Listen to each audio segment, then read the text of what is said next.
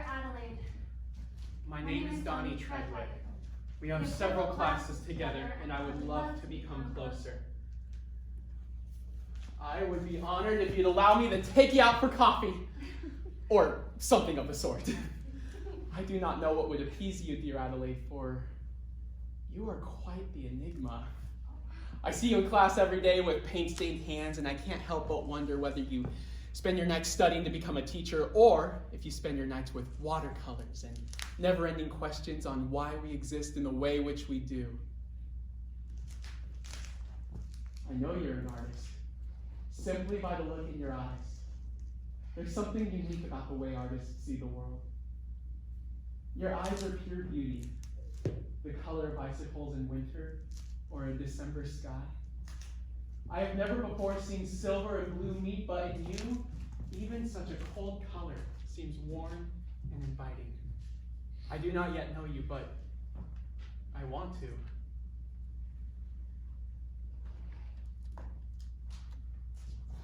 May 26th. 1925. Dear Donnie, I can tell you are a writer from the way you reply to me.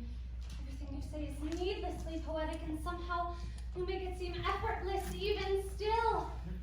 It just isn't fair. You have such a way with words, and I... You what? You are brilliant, Addie. Addie? Don't you like it? No, I do. It's just that I thought it was sweet. No, I did too. I did too. Oh, all right then. I just never expected you to be the one for pet names. Why is that? I always thought you to be more of the straight-laced writer type. Never painted you for anything of this sort. What sort? July 27, 1925. Romance! I never thought of you as one to want to settle down with someone else. You always seem to have too many stories to tell, too much to do, too much to say. It seems like, at least to me, that love may feel like a burden to you. Maybe I am wrong, and I do not know if I hope I am or not. Maybe you feel that way and you hardly even realize it yet. Oh, and of course I have spent yet another entire evening writing to you. I'm sure my parents will begin to wonder, but if anyone found these letters, I'm sure that they would know that we are simply close friends. Who is to say we shouldn't be? I know that if I allow myself another page of writing, I will stay awake until dawn, telling you more aimless tales of my life, my plans after college. You already know about my teaching ambitions, but I've recently started considering a job as a live-in nanny, and there I go again. Donnie, I am not a writer, so the fact I have so much to say to you is a compliment in and of itself. I'm keeping all of your letters, Donnie. All of them in a box so I can reread them and look at them and all of our fondest memories of how we'll miss you when we graduate. Sending my regards, Adelaide Myers. November 10th, 1925. Dearest Adelaide, I hope this letter finds you well. I have not been able to shake the thoughts of you from my mind, and as the leaves finish turning the colors of flames and falling into the icy winds, I cannot help but wonder, what would it be like if we never changed? Promise me you'll drop a letter in my bicycle basket every now and then. And how do you suppose I do that? Why do you always have to be so literal? I thought I was a straight-laced writer. Those people are always so literal. I know you better now, Donnie. We can still write. Distance means nothing when it's up against a friendship like this. I know, but Chicago? So crowded and impersonal there. Are you sure you'll like it? I'm sure that I'll have a job when I write there. You need to focus on your writing. You need to submit your works to publishers. They'll publish you in a heartbeat. Adelaide, you know better than to think that. I know. Selfless optimism. It's sweet. Impractical, but sweet. Can't you wait for the next one? You know I'll visit. I know. So this isn't goodbye. I know. February 12th, 1928. February 22nd, 1928. Dearest Adelaide, Dearest Donnie, the new job is going well. The children are thriving. Though I can hardly call them children. They've all reached that lawless age of rebellion. 11. And though I love teaching, I sometimes wonder why I chose this job for myself. It often feels as though I'm drowning in an endless sea of kids. Although I can hardly say that, there are 4 of them, and being a nanny is not a job one can necessarily call difficult. The difficult jobs in the world lie in the hands of the men of this world. Not that either of us would understand the way that feels. Maybe our voices are not meant to transcend the years. Maybe the things we create or the lives lives we lead aren't meant to fade away last. so quickly. Keep creating, dearest Adelaide. You are made of light, and you would be a fool to throw away your gift to lead a life that fills you with anything but passion. Maybe I am a fool for thinking such a thing. Maybe we are meant to leave Legacies behind. Maybe someone will find these letters, or my stories. Maybe someone will find these letters or my paintings. Or maybe the legacy we leave behind is only for ourselves. April 16, 1928. For Adelaide, my love.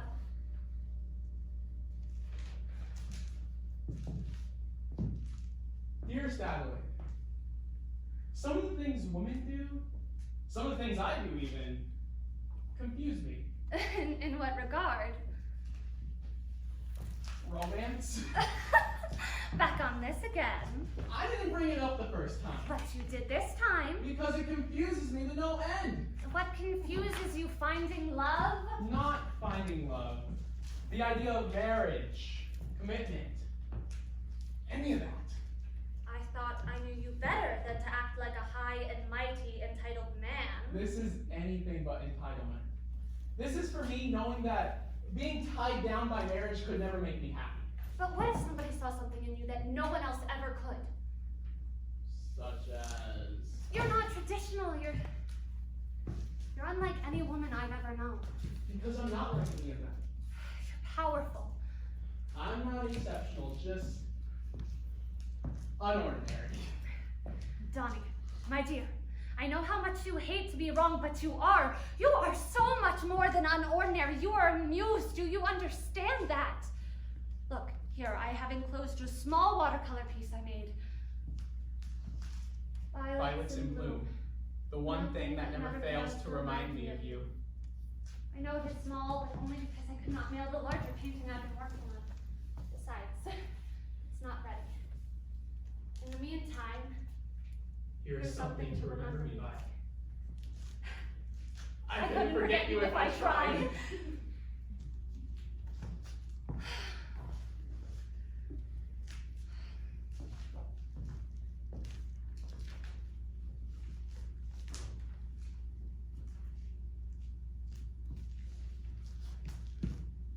For Adelaide, my love. This may very well be our goodbye.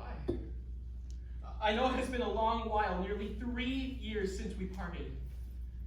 I hope you kept my letters like you swore you would. I'm going to Paris.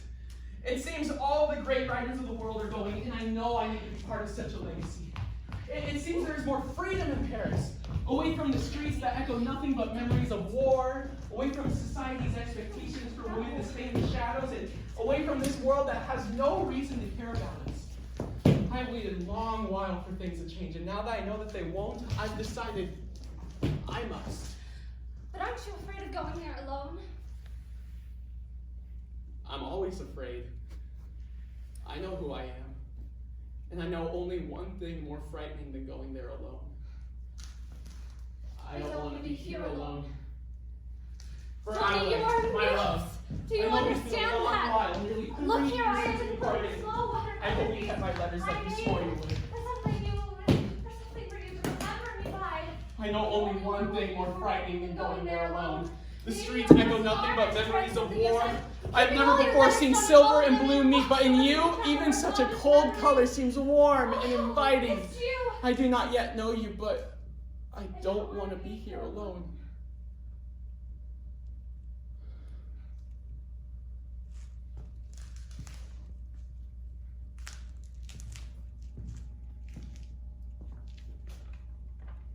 July 18th, 1928.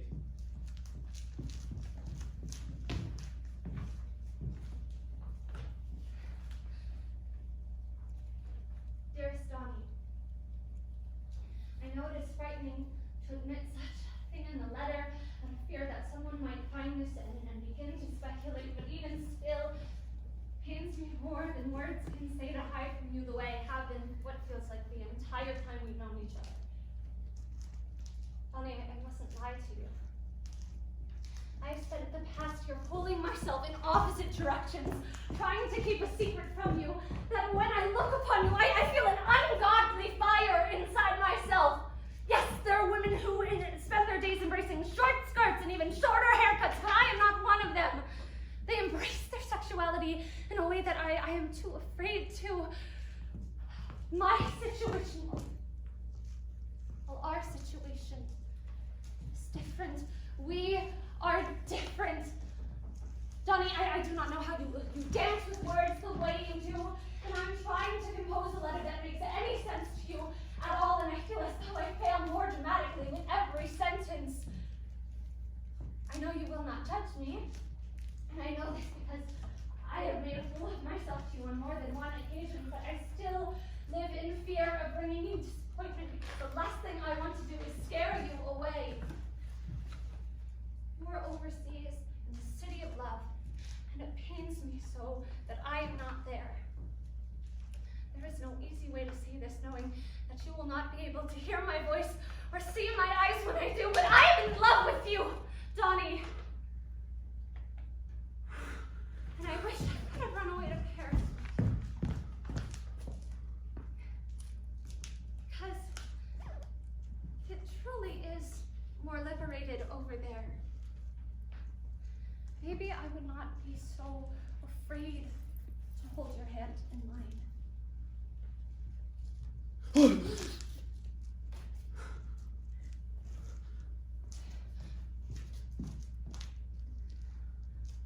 The city of love has never felt more lonely than it became after I read your confession, my dearest Adelaide. I feared I was the only one that shared such feelings, and of course I know how wrong we are for even dreaming of sharing such tender moments. We mustn't dream. We are artists, and that is the only dreaming we have the luxury of.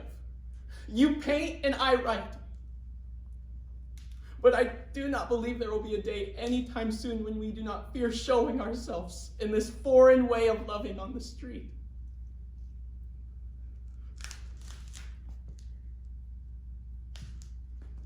Love is frightening, Addie. Vulnerability is frightening, yet you leave me starving for the feeling of fear. December 18th, 1928. December 29th, 1928. There's something so bitter about knowing I will not be able to spend this Christmas with my love. We'll have to welcome a new year without a kiss to celebrate. We have never shared a kiss, and yet I feel like we have shared 1,000. My writings are growing more and more personal, yet I do not dare publish any of my recent works. I fear if I share any of the feelings you incite in me, I may as well slander my own name instead of waiting for the press to do it for me. I cannot remember the last time I had painted something completely uninspired by you. I included a small watercolor piece inspired by the letter you wrote me a while ago. I thought about sending you a self-portrait, or better yet, a painting of you, my love, if only I could do your lovely eyes justice. I wrote a poem on the back of your painting. I hope you can forgive me. But I just thought that sharing art is the most powerful form of love. At least in my mind. So I have no problem taking inspiration from Someone as lovely as you leaves me breathless and wordless. Can you imagine, Adelaide? Leaving me at a loss for words. Words run dry every time I try to express my love for you. Instead, I'm left only with paint and brushes and the untraceable depths of my passion, which I'm afraid I will never get to share with you. January 30th, 1929. I want to feel you in my arms. I want to feel your heartbeat, to know the song it sings. I feel an aching, an emptiness inside. inside my heart against my chest where I know I should be holding you. February 12th, 1929. I've chosen to avoid the thought of St. Valentine's Day without my love. When are you coming home? March 14th, 1929. A new season is here, and I could not be more grateful. Every time I see the sun, I think of you. And every time I see someone ride past on their bicycle, I think of dropping a note in your bicycle basket like I did so long ago. May 14th, 1929. Every time it rains, I smile and think of you. You always said how you loved the sound of rain. It was the perfect thing to listen to while writing. Please send me another poem soon. Maybe a violet as well, if they are still in bloom in Paris. You know we cannot elope unless we intend to spend the rest of our days in hiding, but sometimes I can't help but wonder, what if you did run away with me? I could live without clothes on my back or shoes on my feet, and I know I would be happy, for I would have your embrace to keep me warm, so there'd be nothing to fear. Every time I allow myself to bask in the summery glow of that thought, but then I remember that it is too good to be true and that people like us are not welcome. Every time I allow myself to dream of the summer sun, I awake and feel nothing but disappointment when I remember it will always and forever be winter for you and me. With great love, With all my love, Adelaide Myers. Donnie Treadway. P.S. I'm glad you like the violet. September 26th, 1929. Something bad is coming. October 24th, 1929. The family I nanny for can no longer afford me. I don't have a job. If anything, we have each other. Yes, and when you come home, I don't think I can come home to America. Not with the way the economy is. I don't think I could stay afloat. my paintings are waiting for you. I'm waiting for you. I'm scared, Addie. Me too. What was it you said about hunger or fear? That you make me feel as though I am starving for the feeling of fear. Yes, I am afraid and starving. Keep painting. Hold on, please. I'll find my way to you. I spent my last paycheck on postage. I feel as though you might need this right now. For something to hold on to. It is a painting of you, my love. Maybe you'll see every lovely thing in the world reflected in your eyes the way I always have. Your eyes are pure beauty. The color of icicles in winter or a December sky.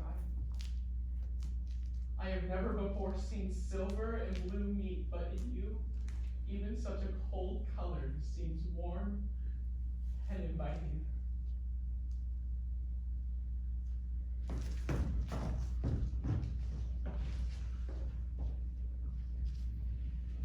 Your eyes are so dark, I can see the entire world in them. Your eyes are pure beauty, color of icicles in winter or a December sky. I have never before seen silver and blue meet, but in you, even such a cold color seems warm and inviting. You're unlike any woman I've ever known. I do not believe there will be a day, anytime soon, we do not fear showing ourselves in this foreign way of loving on the street. I thought I knew you better than to act like a high and mighty entitled man. Love is frightening, Addie. Vulnerability is frightening, and yet you leave me starving for the feeling of fear.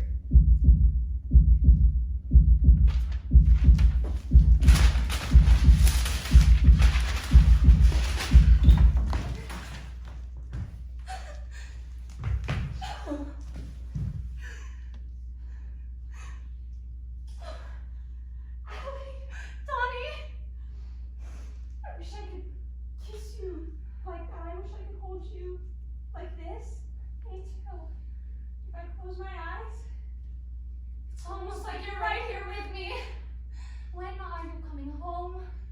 I don't know. I wish I knew, my love. Are you alright? Is Paris? For now. Hopefully we'll be alright. I don't want to keep going without you. You won't be without me. I want to be with you until I die, Donnie. That's all I want. A new dawn is coming. What? Things are going to change. What if they don't change for the better? Not all change is good, but all good comes from change. Promise me you'll stay. I love you. I love you. One day we won't have to be afraid to love you. Believe that, don't you? Maybe so. I think fear is the beauty of love. And I hope we're always afraid.